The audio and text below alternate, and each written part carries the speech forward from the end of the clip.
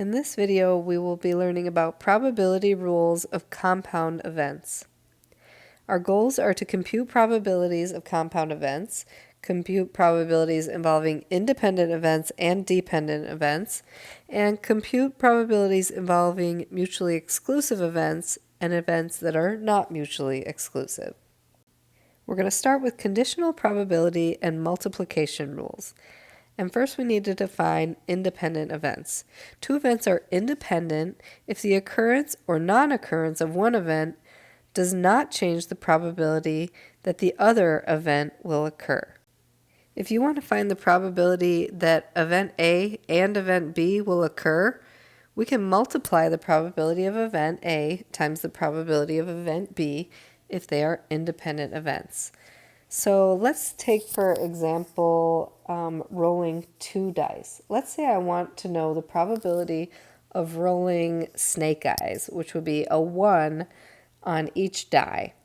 Those are independent events because whatever I get on the first die is not going to affect the probability of getting a 1 on the second die. So the probability of getting a 1 on both dice, I can do the probability of getting a 1 on the first die times the probability of getting a 1 on the second die.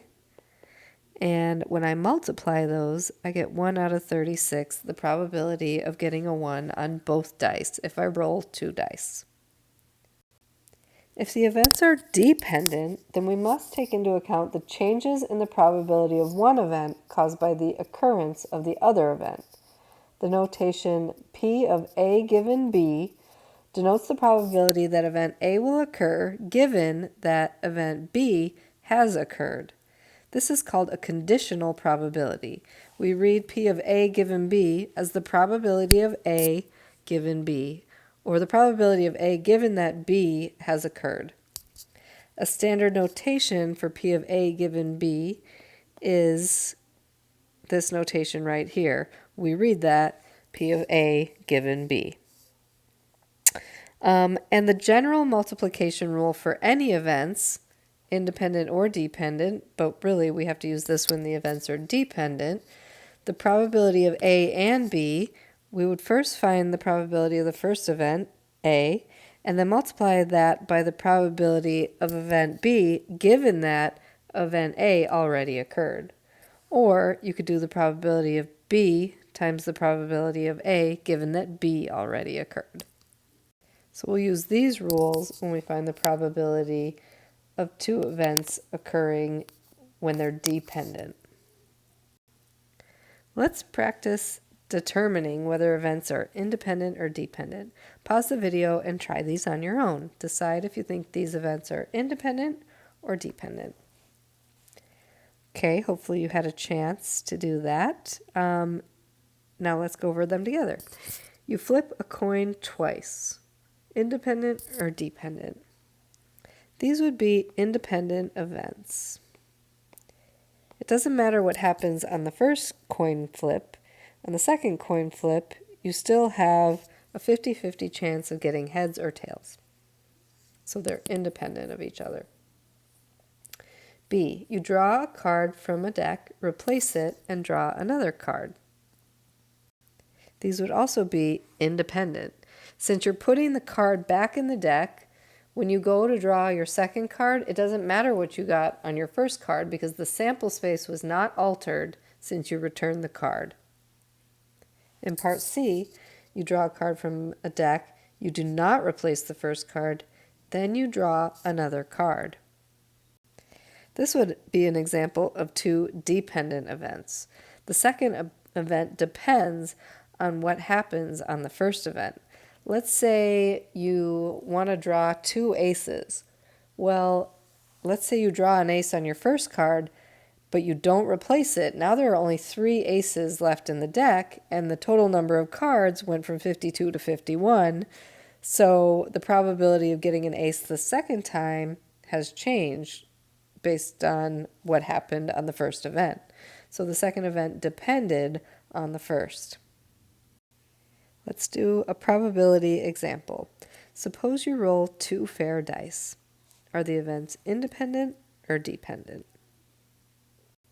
We already talked about how rolling 2 dice would be independent events because the second roll doesn't depend on the first. What's the probability of rolling a 5 on each die? Well, the probability of rolling a 5 on the first die is 1 out of 6. The probability of rolling a 5 on the second die is 1 out of 6. And when I multiply top times top, bottom times bottom, I get 1 out of 36. What's the probability that you do not roll a 2 on either die? Well, if my options are 1 through 6, and there's 1 2, the other 5 rolls would not be 2s. So 5 out of 6 are not 2s. And I would have a 5 out of 6 chance on the second die as well. So 25 out of 36 would be the probability that I do not roll a 2 on either die. What is the probability that I roll at least 1 2? This is the complement of the event where I do not roll a 2. So remember that the probability of an event and the probability of its complement always add to 1. So the probability that I roll at least 1 2, I can just do 1 minus my answer from above. And I will get 11 out of 36. In some probability situations, it's helpful to draw the sample space. Shown right here is the sample space for rolling 2 fair dice. But the multiplication rule made it so we didn't have to draw out all the possible outcomes of rolling 2 fair dice. Now, if we had, we could have seen the probability of a 5 on each would be 1 out of the 36 possible outcomes. We could also see that there are 11 outcomes that have at least 1 2 and 25 outcomes that don't have a 2 at all. But again, we were able to do this using the multiplication rule and the probability of the complement rather than drawing out the entire sample space, which is a little more time efficient. Now let's take a look at another example. Consider a collection of 6 marbles that are identical except in color.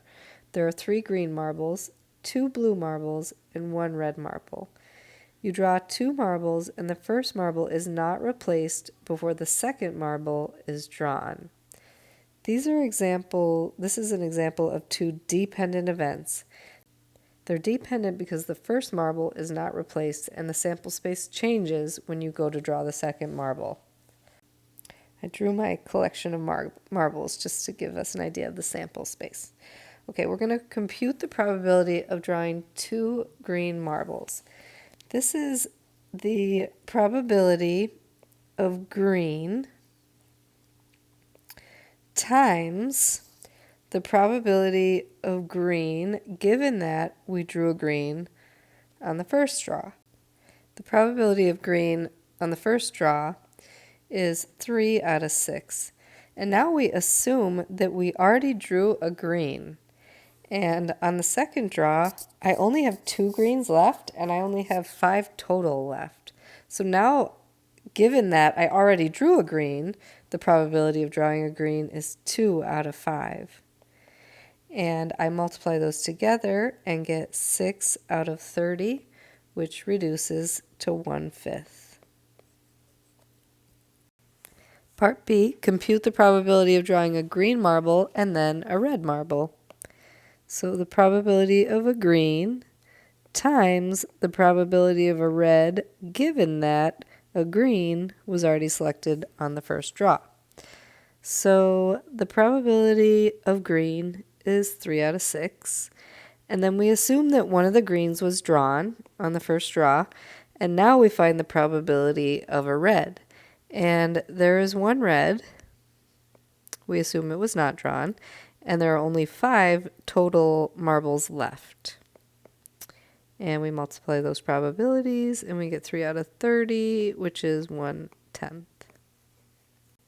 Compute the probability of drawing no blue marbles. So we're going to find the probability of not blue times the probability of not blue, given that the first marble was not blue.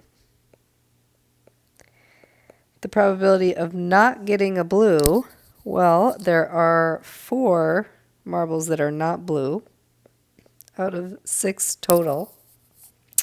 And then we assume that one of the marbles that is not blue, it could have been one of the greens or the reds, was drawn on the first draw. So I'll cross off one of the not blues. And now I'm down to 3 marbles that are not blue and 5 total.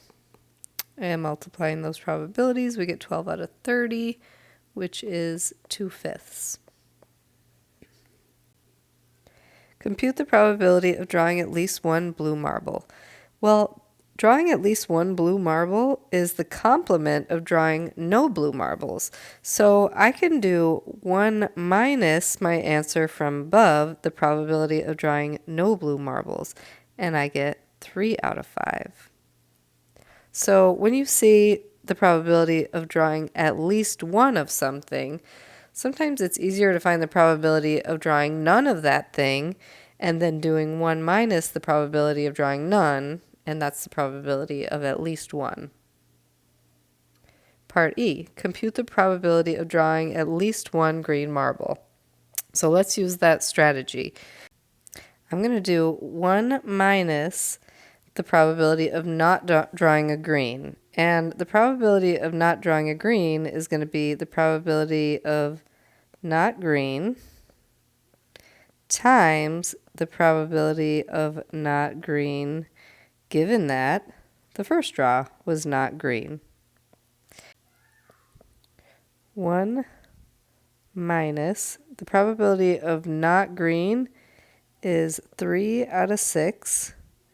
And then the probability of not green, given that I already drew a not green, there would be 2 not greens left. Say I drew the blue. And only 5 total.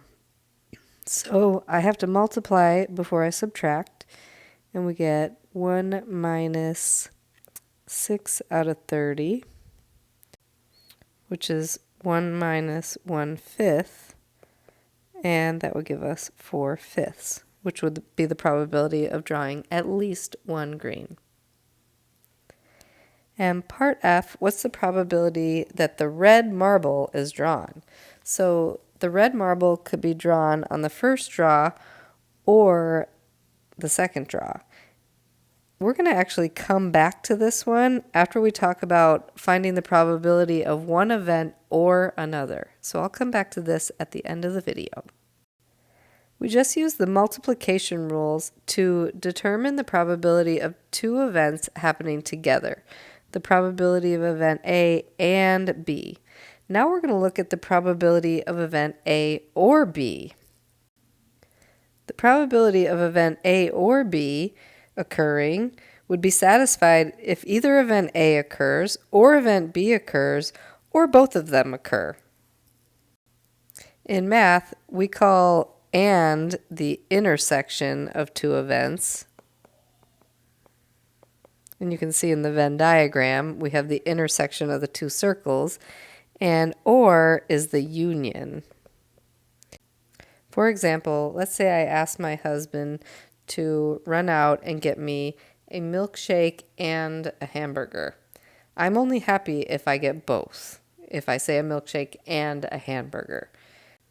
Now, if I say, would you mind running out and getting me a milkshake or a hamburger, then I would be happy with just a milkshake, I would be happy with just a hamburger, or of course I'd be happy with both. Let's do an example of an or probability situation. Consider an introductory statistics class with 31 students. The students range from freshmen through seniors. Some students identify as male and some identify as female. The sample space of that class is shown below. Suppose we select one student at random from the class. Find the probability that a student is either a freshman or a sophomore. So the freshmen are this group, the sophomores are that group, And the probability that I select a freshman or a sophomore would be the sum of the probabilities of a freshman plus the probability of a sophomore. So 15 out of 31 is the probability of a freshman.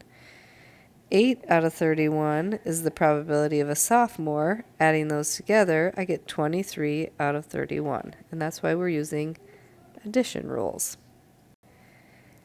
But this example gets a little trickier. Select one student at random from the class. What is the probability that the student is either a male or a sophomore? Well, the males are all of these people. There are 14 of them. The sophomores is this group, and these overlap. So if I do the probability of a male plus the probability of a sophomore, that's going to be too many people because those male sophomores are going to get counted twice. So what I need to do is subtract the probability that I get that somebody is male and a sophomore. So the probability of a male is 14 out of 31. The probability of a sophomore is 8 out of 31. The probability that somebody is both male and a sophomore were those 5 male sophomores, 5 out of 31, who were counted twice. So if I subtract 5 out of 31, then those 5 people are only counted once. And that gives me 17 out of 31. Now, the difference between these two problems is in the first problem, the probability of selecting a freshman or a sophomore, those events are mutually exclusive, which means they cannot occur simultaneously. I can't select somebody who's both a freshman and a sophomore. You're either one or the other. But male and a sophomore, those are not mutually exclusive. They can occur simultaneously. You can have somebody who is both a male and a sophomore. And so it's a little more complicated when the events are not mutually exclusive. So to review, we say that events A and B are mutually exclusive or disjoint if they cannot occur together. This means that A and B have no outcomes in common, or put another way, the probability of A and B is 0. If your events are mutually exclusive, you can use this simple addition rule where you add the probability of the first event plus the probability of the second event to determine the probability of event A or B. But if the events are not mutually exclusive, we're going to use this second general rule for any events A and B. So the probability of event A or B is going to be the probability of A plus the probability of B minus the probability of event A and B to eliminate the probability where those events overlap. Here's an example. Given the spinner on the right, determine whether each event is mutually exclusive, then find each probability. Find the probability of the spinner landing on turquoise or purple. Well, those events are mutually exclusive because they cannot occur together. If you get purple, you can't get turquoise and vice versa. And since they're mutually exclusive, I'm going to do the probability of turquoise plus the probability of purple. Turquoise is 3 out of 8, purple is 2 out of 8, and I get 5 out of 8. Part B, find the probability of the spinner landing on an even number or purple. These events are not mutually exclusive because an 8 is both even and purple. So I have to do the probability of an even plus the probability of purple minus the probability of both even and purple. So the probability of an even is 4 out of 8, 2, 4, 6, or 8. The probability of purple is 2 out of 8. But then I subtract the probability that it's even and purple. And there was one outcome, the 8, that was both even and purple. So I subtract that one because it was already counted twice. And that gives me 5 out of 8. Part C, find the probability of the spinner landing on a number greater than 4 or a turquoise. This event these events are also not mutually exclusive because a number greater than 4 includes 5, 6, 7, and 8, and 5 and 6 are both turquoise, so those events can occur simultaneously. Since they're not mutually exclusive, we do the probability that it's greater than 4 plus the probability of a turquoise minus the probability of both greater than 4 and turquoise. The probability of greater than 4 is 4 out of 8. The probability of turquoise is 3 out of 8. And the probability of both turquoise and greater than 4 are those two outcomes, 5 and 6, which is 2 out of 8. And that gives us 5 out of 8. Now, we need to go back to our collection of marbles problem, the probability that a red marble is drawn. We're drawing 2 marbles, and there's 1 marble in this bag. So you could get red on the first draw, or you could get red on the second draw. So we want to find the probability of red on the first draw and not red on the second, or not red on the first and red on the second. So that first one would be the probability that you get red times the probability that you do not get red, given that you already got red, plus the probability of not red times the probability of red, given that the first draw was not red. The probability of red is 1 out of 6. The probability of not getting red, well, there's 5 marbles left, and all 5 of them are not red because there was only 1 red. So times 5 out of 5, plus the probability of not getting red on your first draw is 5 out of 6. And then assuming you got not red, there's 1 red left and 5 marbles left. And so we multiply these and we get 5 out of 30 plus 5 out of 30, which is 10 out of 30, or 1/3.